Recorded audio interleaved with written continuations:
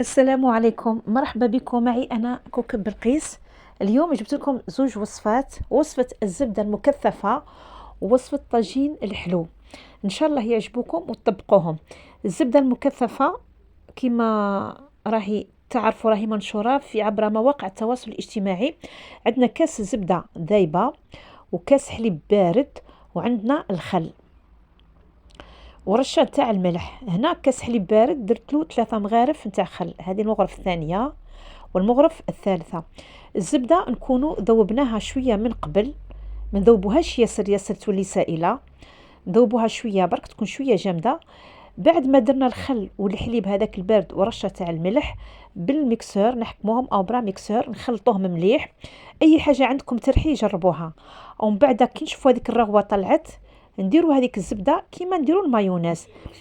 رانا نرحو نميكسو وفي نفس الوقت رانا نديروا في هذيك الزبدة تبدا تتكاثف هكذا تشوفوها حتى تولي كثيفة جدا. تحبوا تزيدوها تكون اكثر من هكذا تقدروا تضيفوا كاس زبدة واحد اخر او كاس تاع زيت كيما تحبوا نتوما، يعني لكم الاختيار.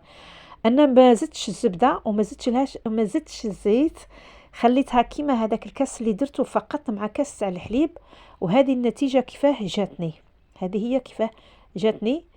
تبان لكم في البدايه راهي سائله هكا خفيفه، ومن بعد ما تحطوها في الثلاجه راح تحكم في روحها تشد روحها وتولي زبده كيما هذيك اللي نشروها من الحانوت. هكذا اني شوفوا هنايا راح نفرغها في العلبه تاع الزبده. يعني انا واش درت هنا، درت تقريب هذه العلبه درتها. شوفوا تعطيني العلبه هذه وتزيدني هذاك زياده اللي راه محطوط. هذه زبده مكثفه، يعني رايحين نضاعفوا لها الحجم نتاعها. المره الجايه راح ندير لكم الزبده المكثفه نتاع اللبان هذيك اللي نشروها. هذه هي الزبده نتاعنا. دوكا راح نغلقها نغطيها ونحطها تريح، ومن بعد راح نعتها لكم تشوفوها كيفاه جات. جربوها جربوها، يعني انا جربتها وعجبتني الطريقه هذه. خاصه راني مع شهر رمضان.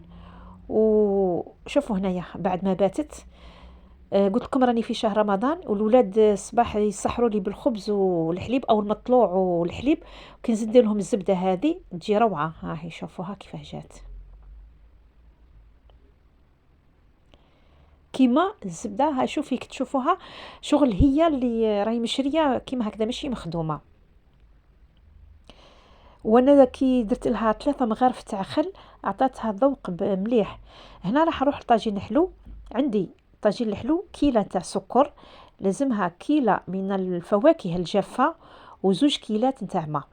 كيلة سكر، زوج كيلات تاع ماء، وكيلة من الفواكه الجافة.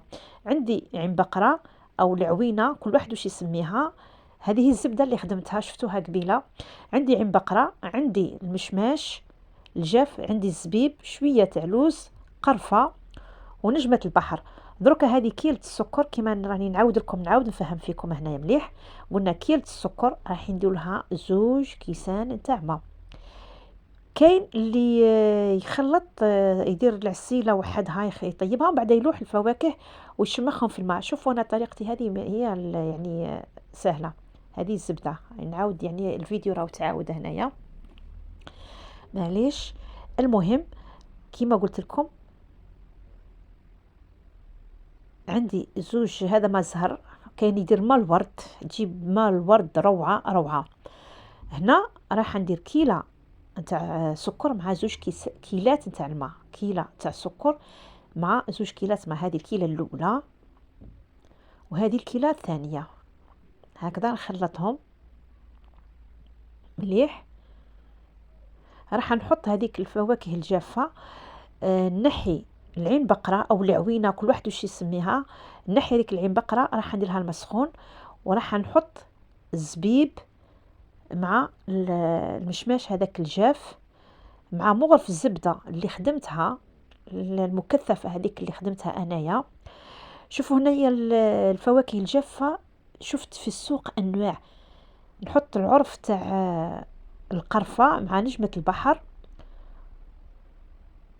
وهذه درت لها هنا الماء سخون، العين بقرة درت لها الماء سخون، وهذوك حطيتهم في النار هكا يطيبوا.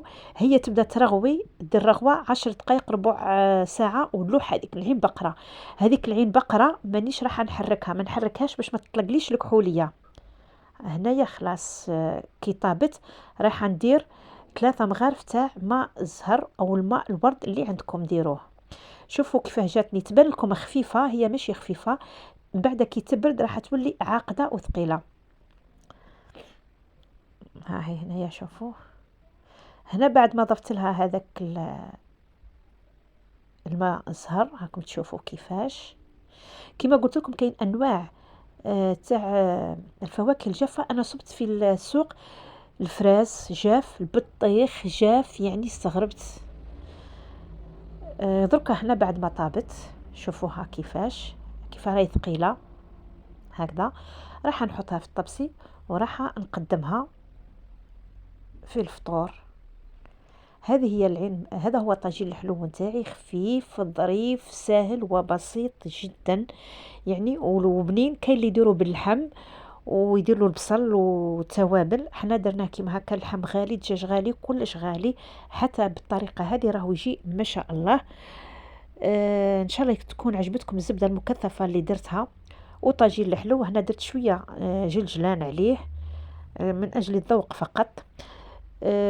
ان شاء الله تعجبكم، وتابعوني، والى اللقاء في فيديو واحد اخر ان شاء الله.